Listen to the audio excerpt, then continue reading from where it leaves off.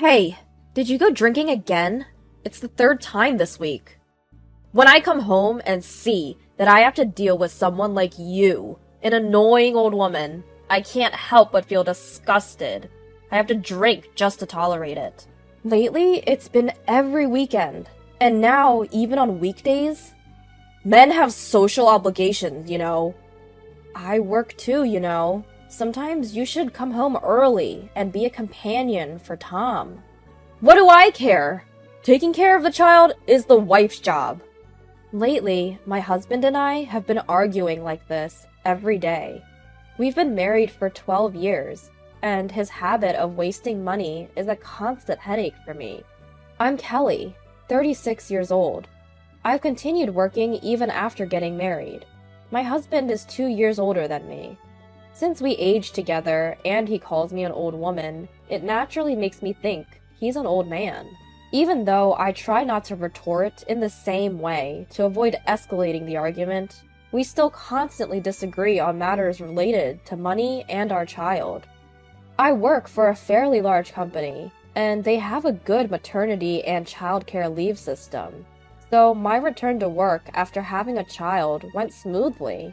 I have no complaints about my job. My husband also works for the same company, but he changed departments after my return, so we rarely see each other at work. My husband is currently in the sales department, so he has more social commitments than me in the general affairs department, and I understand that he often can't leave work on time.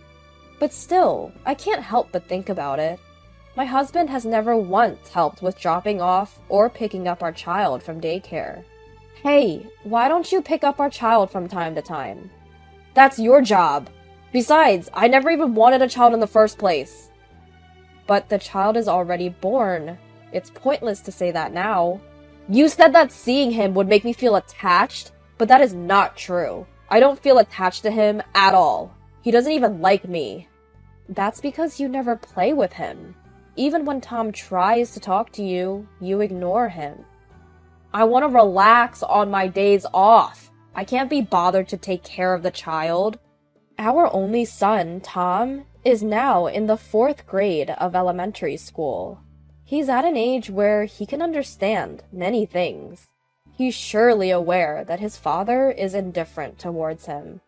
Tom used to talk to him a lot when he was younger, but my husband would just give short and dismissive responses. Hey, Dad! Listen! What? I'm watching TV right now. Don't bother me. I'm sorry. Hey, you can't say things like that.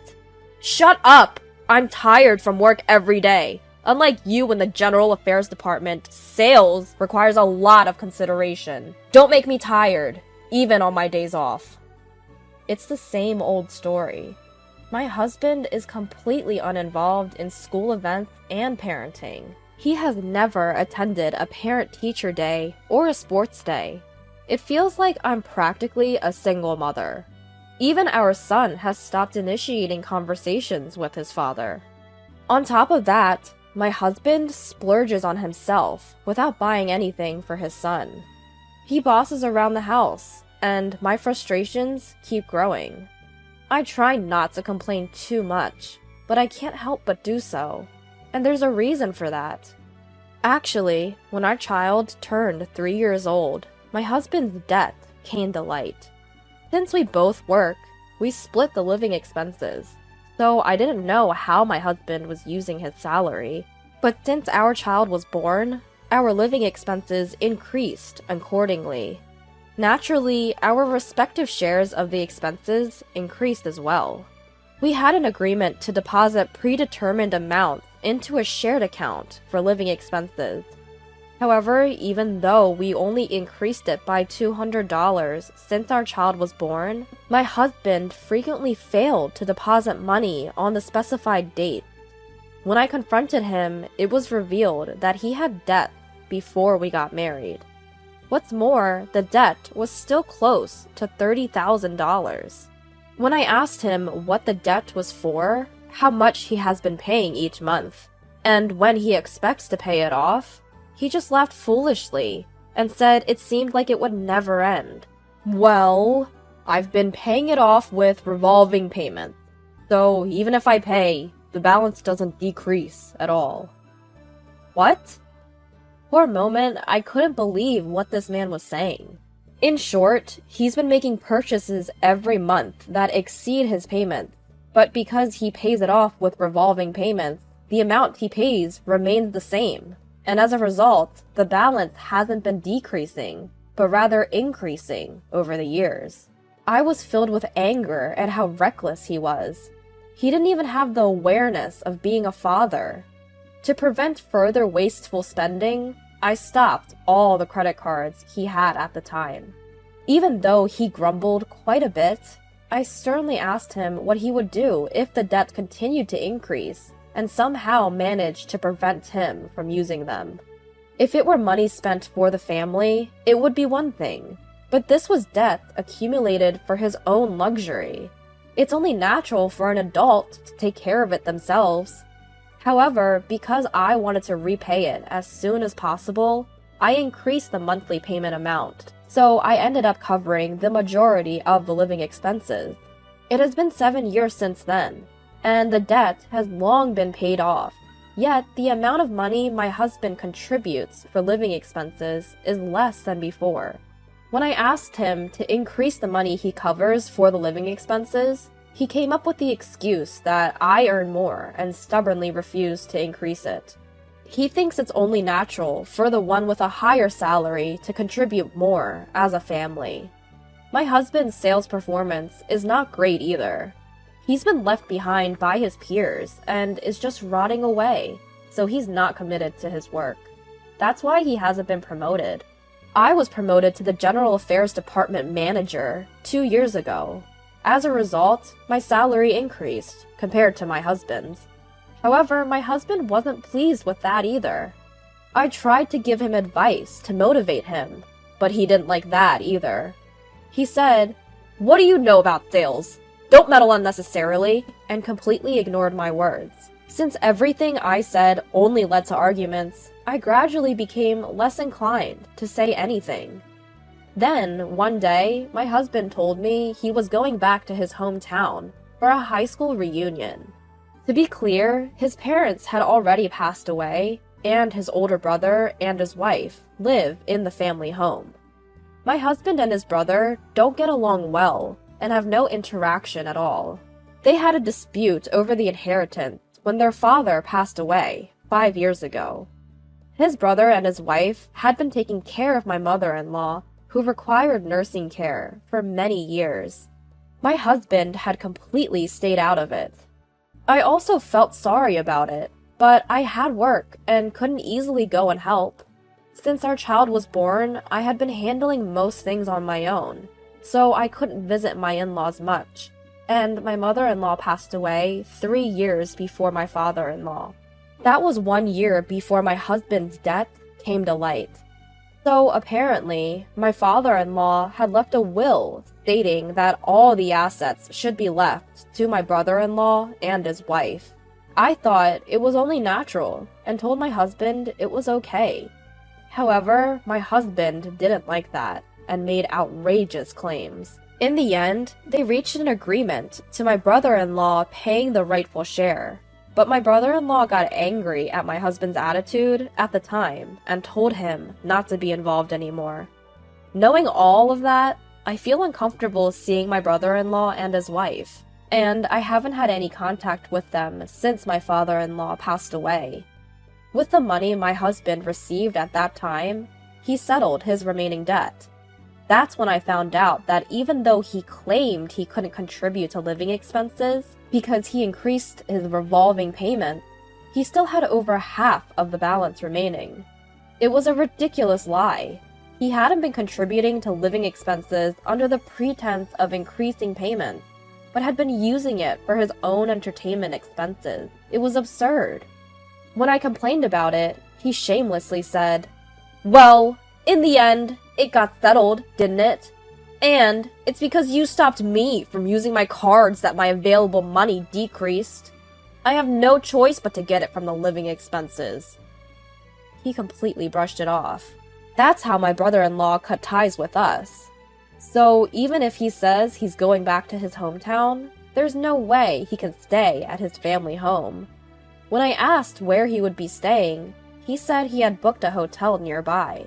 It was somewhat sad to think that he couldn't even visit the house where he was born and raised, especially since he was returning to his hometown. However, I chose not to mention it, and saw him off. "Daddy, aren't you leaving home today?" "Yeah, that's right." As I watched my husband happily leave, our son called out to him from behind. What's more, our son seems somewhat pleased to know that his father wouldn't be coming home. It made me realize, once again, that my son didn't want his father to be around. And I realized that I felt the same way. Since it's Saturday and Mommy doesn't have work, why don't we go out and dine out? Really? Yeah. Yay! Feeling relieved that my husband isn't around, I started to think seriously about our future. But since that high school reunion day, my husband started going out more often. He goes out a lot, especially on his days off, and stays out all night more often. He seems unusually cheerful, and he keeps his cell phone close to him, whereas before he used to leave it lying around on the table. It seems like he even takes it with him to the bathroom and shower. It's suspicious, no matter how you look at it. "Hey, you have been going out more often lately, haven't you? Where do you go?" Just thought I'd work out a bit, so I've been going to the gym on my days off. You know, when you're in your late 30s, your physical strength starts to decline." "Oh, really? Do gyms have accommodations too?" "No, but sometimes I end up having drinks with friends all night. When you are in good shape, you can drink more." "I see. Are you going to keep exercising and play sports with Tom too?" Yeah, that could be an option." His eyes were evasive. I looked at him with a cold gaze, thinking that if it was a lie, he could have come up with a better one. In my mind, my husband's affair was already confirmed. I could have hired a private investigator, but for the time being, I decided to follow him when he goes out. My husband boarded the train and got off at the station near his parents' house. There, a young woman was waiting in a car, and my husband happily got into the car. Since his behavior had changed after the reunion, I had assumed the woman was a former classmate, but she now clearly appeared to be in her 20s. Nevertheless, I couldn't help but think, he spends recklessly, doesn't spend time with our son, and now I suspect he's cheating. It has become ridiculous to even be together. I made up my mind to leave my husband and started preparing for it. "Well, I'm heading out. I might stay at a friend's place tonight."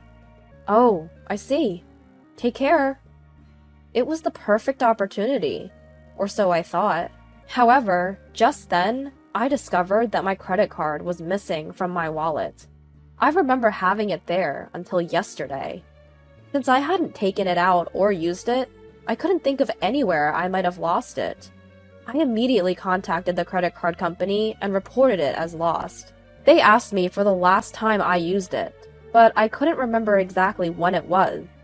I checked the transaction records on my computer and provided them with the information. Fortunately, they informed me that it hadn't been used since then, so that was a relief. I hadn't lost it or taken it out of my wallet, so why did it disappear? There was only one answer, without even having to think about it. My husband must have taken it from my wallet. It was the only explanation I could come up with. I thought that my husband would do it. For the past 6 months or so, my husband had been receiving collection letters from various credit card companies. I guess his own cards had reached their credit limit. When he settled his debt, he must have secretly applied for new cards, and not just one, but several. I had chosen to ignore it, thinking that since he would be the one paying it off, there was no need to say anything. But stealing someone else's card? That just makes him a plain thief. In any case, I'm glad I noticed it early. I started packing my husband's belongings right away. I know where he is. I had a private investigation agency find out who my husband's affair partner is. She's a 26-year-old woman who lives near his parents' house. She's about a decade younger than my husband. According to the investigation report, the woman he's been seeing is divorced and apparently moved back to her parents' house last year. Scott probably met her while she was working at the business hotel, where he stayed for a high school reunion. They lived in the same neighborhood and knew each other by sight, though they might have had an enjoyable chat. Scott has been frequently visiting her parents' house. He has known her parents by sight since he was a child, so maybe he feels comfortable going there. But do her parents let him stay over, even though they know he's still married? Well, that doesn't matter. I loaded Scott's belongings into the truck that arrived shortly and sent them off. Next up is our turn. I've canceled the credit card. Shall we move out too, Tom? Yeah, let's do that. Tom seems quite excited. When I told him we're going to live separately from his father, he responded, "Absolutely!" Just as Scott had long ceased to be my husband in my heart, he had ceased to be a father in Tom's eyes. I regretted that I didn't make this decision sooner. By nightfall, we had moved in our new place. We had completely moved out of the house we had been renting, turned off all utilities, and returned the keys in the presence of the real estate agent. While Tom and I were discussing what to have for dinner, a call came from Scott. Hey! What the hell is this? Why are you sending me my stuff? Everyone here is shocked. Well, you seem to be spending a lot of nights there. I thought it would be convenient if you had your personal belongings there. Stop kidding! Because of you, now Marilyn's parents know that I'm still married. You put the divorce papers in the shipment. Anyway, how did you know where I am? I hired a private investigator. Scott seemed to think his affair was still a secret. I was taken too lightly. Your actions are obvious. I was certain about the affair, but I didn't want to bother investigating who the woman was, as I also have a job. Besides, I wanted solid proof. Proof? It's better to have evidence of the affair to get as much educational expenses for our son as possible. When I come home, you'll pay for this. Home? Where's that? Of course, I mean our house! Oh, I see. You still had the intention of coming back home. That's surprising. Just as the saying goes, it seemed like my husband Scott came back to our home the following day. He must have been shocked to see our old house. Despite the fact that I had sent him filled out divorce papers, it puzzles me why he would think that I would still be in that house. What's more, he tried to use my card today, and was embarrassed to find out that it didn't work. Well, of course, I reported the card as missing. Oh, and I also reported it as stolen to the police. What? Scott's voice was high-pitched. It was obvious that he was anxious about possibly being arrested. But to tell you the truth, I wouldn't be satisfied unless he felt at least that much. I did report it to the police, but sadly, they said that as Scott was a family member, he wouldn't be charged with theft. Furthermore, according to the credit card company, if a family member living with you steals and uses your credit card, it's considered the card owner's responsibility, so the charges won't be waived, which means that I have to pay. I wish I had noticed before it had been used. Scott's infidelity was proven, and the divorce went smoothly. I reported my divorce to the company. As my last name would change, it's a rule to report it as soon as possible when a divorce happens. Incidentally, when I was asked the reason, I slipped out, because of Scott's infidelity, and the news quickly spread throughout the company. As a result, Scott has earned the scorn of his colleagues and seems to be getting a lot of cold looks. Furthermore, our company has strict ethical guidelines, so Scott has been demoted and reassigned to work in a branch office. Up until now, I had been paying for most of our living expenses, so naturally, if he continues to spend money as he did before, he will run out. He seems to have finally realized this. In addition to being demoted and having his salary further reduced, he seems to be living in poverty due to having to pay child support, and for the lavish spending he did with his own card. He's been late with his payment. His car has been suspended. And he can't get a new one because he's failing all the credit checks. He contacted me asking to lower the educational expenses for our son, but I couldn't care less, and there's no way I would lower it. Naturally, I firmly refused. Then, he had the audacity to say that he broke up with the woman he cheated on me with and wanted to reconcile with me. That's even more unthinkable. Never contact me again, I said, and hung up the phone. The woman Scott cheated with not only knew Scott was married, but also hadn't told her parents.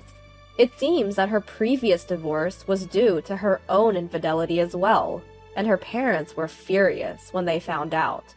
They disowned her and kicked her out of the house. Whether she got my contact information from Scott or not, she also directly called me to ask me to reduce the educational expenses for our son.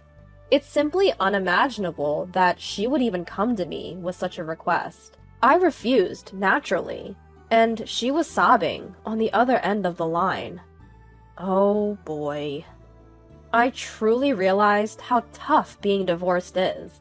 Even so, now I'm living a very enjoyable life every day with my son, Tom. Tom seems to be much more relaxed and happier than when his dad was at home. If I had thought from the beginning that he wasn't there, there wouldn't be anything to expect. So it's truly refreshing. I plan to keep working hard at raising my son and my job from now on.